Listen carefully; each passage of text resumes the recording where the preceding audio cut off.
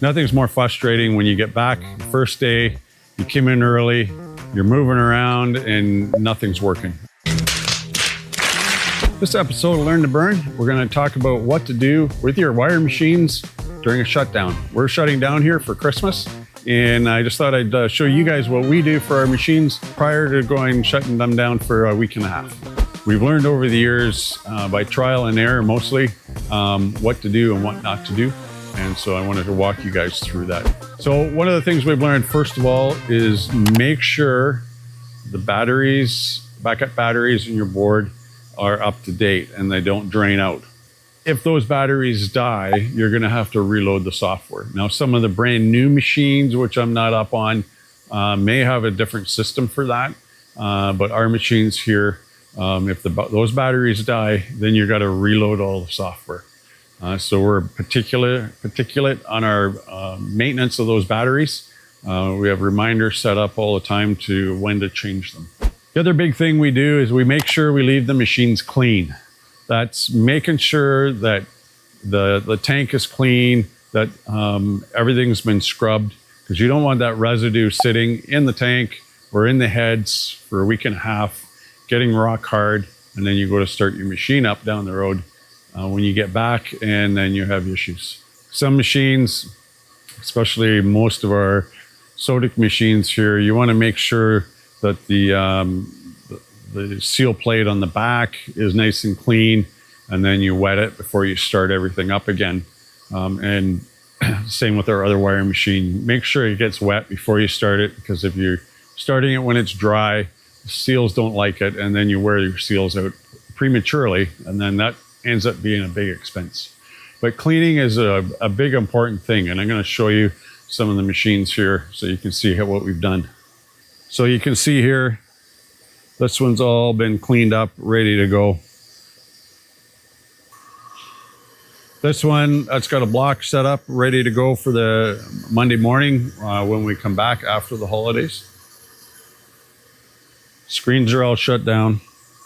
Now, some machines, the older machines, on these ones, we shut off the source power and the main power on the control here.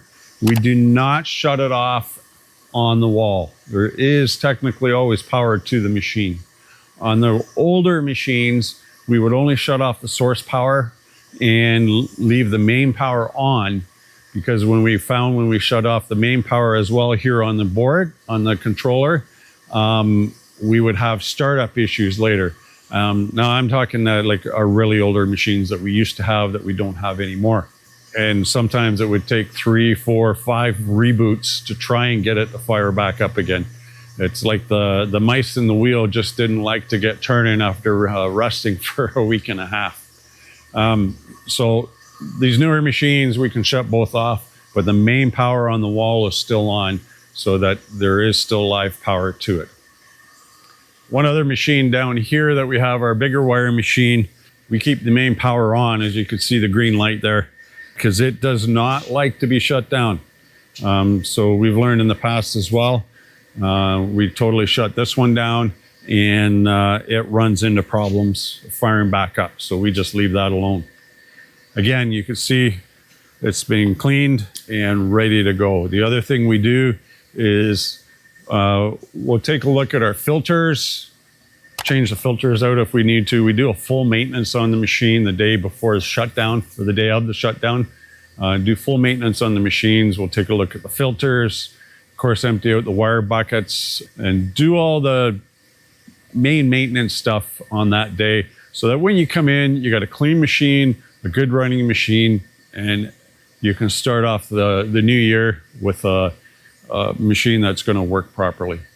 Now, the other thing I usually do is I come in the day before everybody comes back, and I fire everything up just to make sure there's no hiccups. That's right from our server right into each machine, get it turned on, making sure everything's good before the team comes back.